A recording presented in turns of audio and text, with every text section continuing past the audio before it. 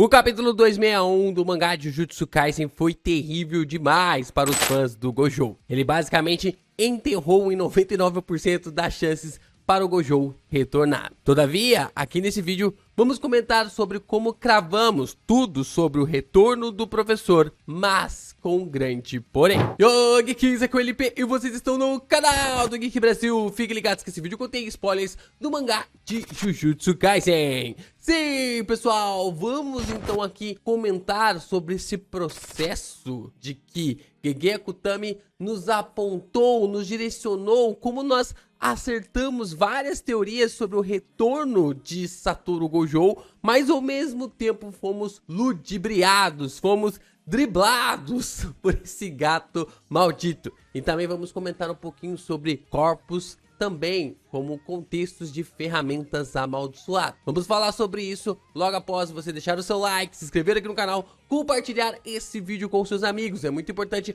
você continuar se inscrevendo no canal do Geek Brasil e, é claro, né, reagindo aos nossos conteúdos aqui pela plataforma. Você pode compartilhar os nossos vídeos, deixando o seu like, se tornando um membro. Você fortalece o Geek Brasil e com isso o YouTube passa a nos entregar mais por aí. Então, qualquer reação é bem-vinda aos nossos conteúdos.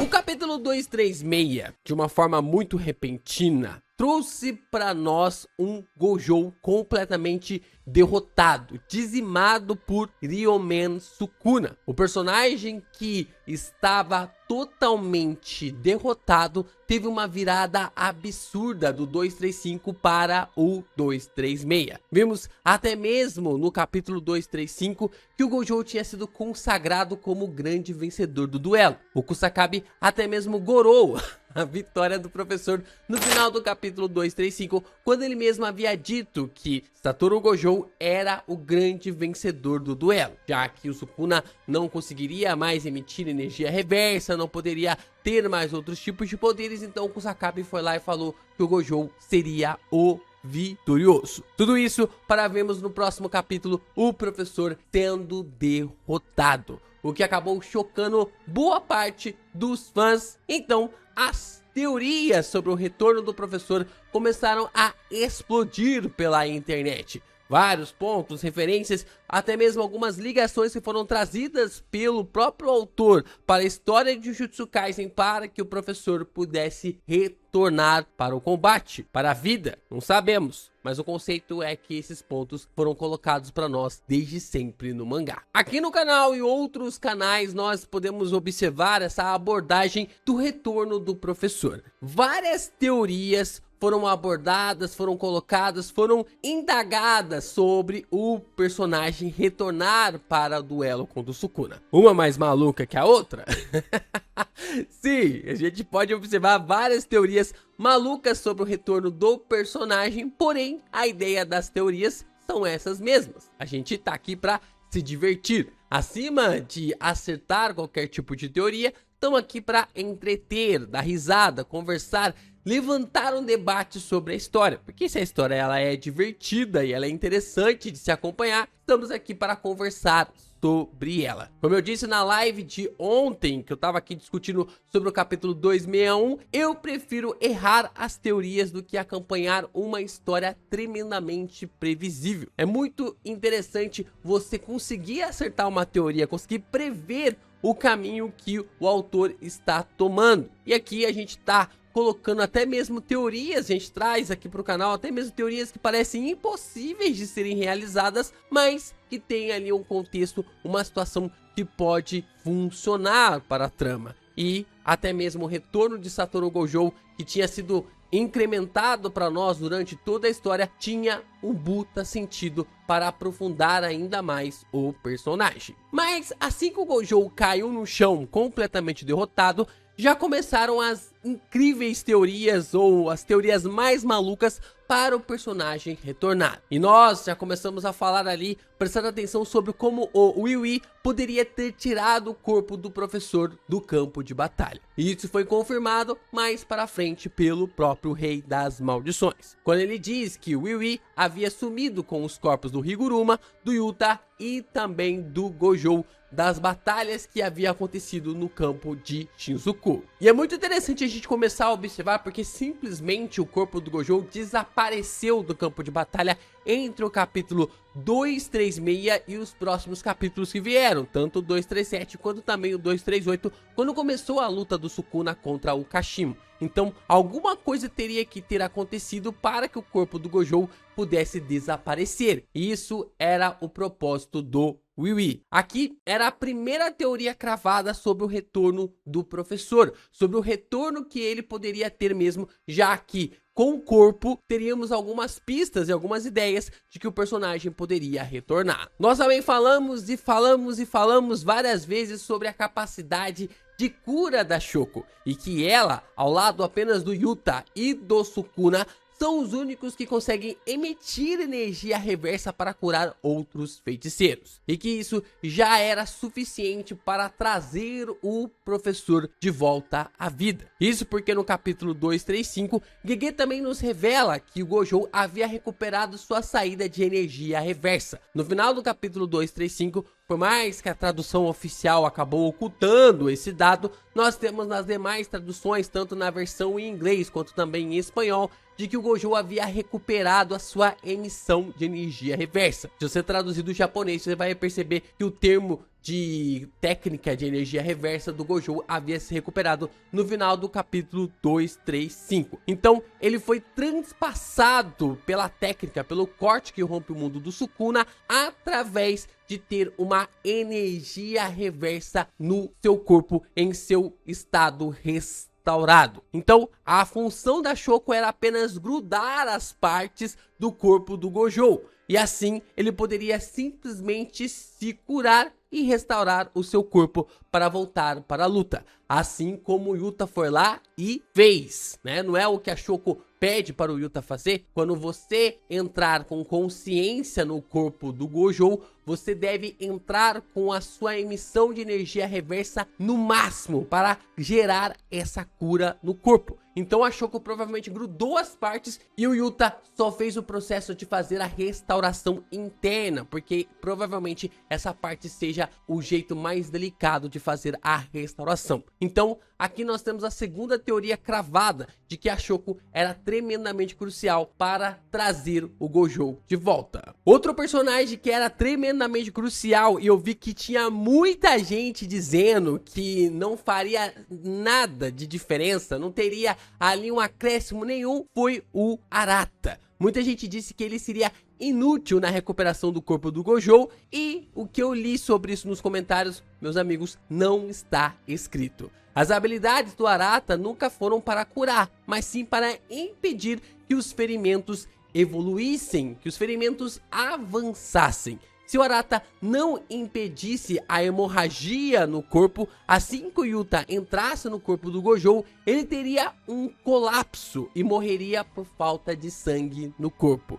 Da mesma forma, como poderia impedir a evolução dos ferimentos, poderia trazer o Gojo de volta à vida. Então, mais uma teoria que a gente falava sobre o Arata, a importância do personagem para fazer com que o Yuta pudesse, ou na verdade, né, como o Gojo pudesse retornar para o seu corpo e voltar para o campo de batalha. Mais um ponto que Gege Akutami trouxe aqui para a história, revelando no capítulo 261 de que era possível sim estancar qualquer tipo de ferimento que o Gojo havia sofrido com seu corpo graças às habilidades do Arata. Terceira teoria cravada aqui mediante a restauração do corpo de Satoru Gojo. Outra personagem que eu acho que é muito importante para essa restauração do corpo do Gojo, mas que não sabemos por que o Gege está ocultando, é a Utahime. Por algum motivo ele quis ocultar ela nesse flashback, na qual nós observamos essa troca de corpos do Yuta com o Gojo. Mas tudo leva a crer que ela deveria estar no local também para fortalecer as técnicas e a energia amaldiçoada dos feiticeiros, para que eles pudessem curar o corpo do Gojo, para ter essa troca da alma, né, do corpo do Yuta para o corpo de Satoru Gojo. Provavelmente os próximos capítulos vão confirmar que a Otahime também estava nesse processo. Mas se Gege está escondendo tanto ela e também o Gakukanji, o que será que eles estão aprontando? O que será que Gakukanji e o Otahime estão aprontando ao ponto de Gege estar escondendo eles pra caramba? Então todas as peças se encaixam para o retorno do professor. Seu corpo poderia ser curado. Nós já observamos e falamos aqui várias e várias vezes que o seu corpo poderia ser curado. Mas e sua alma? O que poderia fazer para trazer o corpo de volta do Gojo se o personagem já teria morrido? Como trazer o corpo de volta, ou por que trazer o corpo de volta se o personagem já tinha morrido? Bom, como nós vimos durante toda a batalha do Sukuna contra o Gojo, a gente pode observar que os dois estão no mesmo nível de expansão de domínio. As expansões dos dois se igualam e assim os acertos garantidos se anulam, o que mostra para nós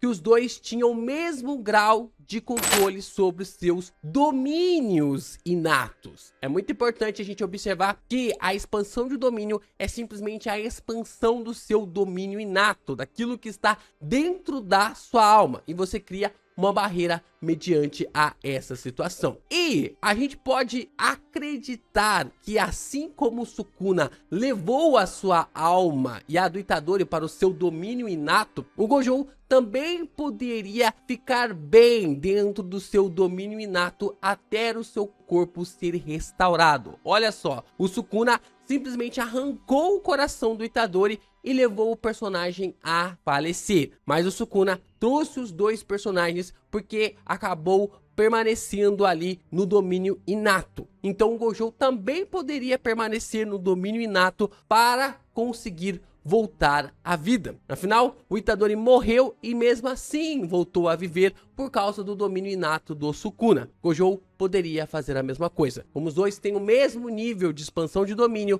através do domínio inato, o Gojo também poderia voltar a viver quando seu corpo fosse restaurado. Então o Gojo agora tem o corpo e a alma podendo voltar para o seu corpo, mas ele decide não voltar. Essa que é a questão. Ele possivelmente decidiu não retornar para o seu corpo. Não sabemos se ele decidiu ir para o sul ou para o norte, conforme o Nanami conversa com ele lá no capítulo 236. Mas ele decidiu não retornar para o seu corpo, o que faz com que o feiticeiro pudesse morrer, pudesse falecer, e por isso que o Yuta toma o corpo do professor. Essa ideia, todas essas construções, todas essas teorias acertadas mostram para nós definitivamente que os nossos pensamentos sobre o retorno do professor estiveram certos por todos esses tempos. Porém, Gege Akutami nos deu uma rasteira, fazendo o Yuta assumir um papel que fez ele ficar gigante depois deste capítulo. Não tem como negar que o Yuta cresceu demais depois desse capítulo 261 como um personagem. Ele sempre foi meio aquém e tal, mas as suas decisões e a sua convicção de se tornar um monstro para poder derrotar o Sukuna mostrar aqui para nós que o Yuta cresceu absolutamente de uma forma gigantesca. E assim, o Gege poderia fazer, ele poderia tornar o retorno do Gojo algo real, mas ele não quis. Eu sempre comentei sobre isso aqui no canal, de que tudo caminhava para o retorno do Gojo. Tinha já os dados, as informações, os pontos, até a justificativa sobre a alma do personagem permanecer no corpo sem com que ele morresse. Tinha essa justificativa, mas Gege Akutami não quis. Nossas pistas estavam certas, o caminho que ele nos mostrou estava certo, mas a última porta ficou entre Gojo e Yuta e ele decidiu seguir com a criança amaldiçoada. Ele decidiu seguir com o seu primeiro protagonista. Ninguém esperava que o Yuta fosse usar o corpo do seu professor daquela forma. A situação é tão bizarra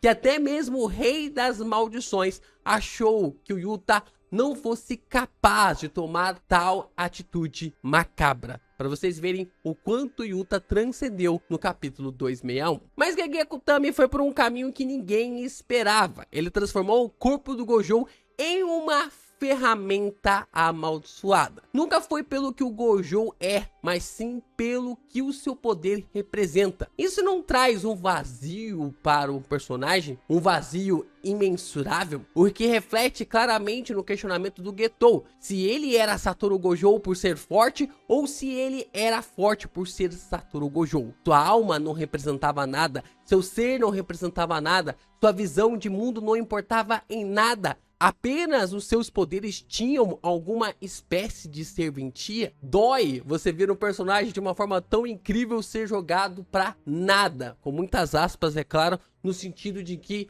o seu corpo se tornou apenas uma ferramenta amaldiçoada. Isso é um paralelo perfeito de como os maiores feiticeiros de 11 anos atrás tiveram seus corpos transformados em meras ferramentas amaldiçoadas para que os feiticeiros pudessem atingir os seus objetivos por causa de suas técnicas. Getou, que morreu há um ano, teve o seu corpo violado pelo Kenjaku apenas por causa dos seus poderes. Suas habilidades fizeram com que o seu corpo fosse usado para os fins do vilão. E exatamente um ano depois, o mesmo destino aguardava Gojo. Ele também viria a se tornar uma ferramenta amaldiçoada por causa das suas habilidades, sendo visto pelo Yuta como a única resposta para derrotar Ryomen Sukuna. Caraca, isso é forte! Quando você começa a pensar que as suas técnicas, os seus poderes transcendem muito mais do que você é,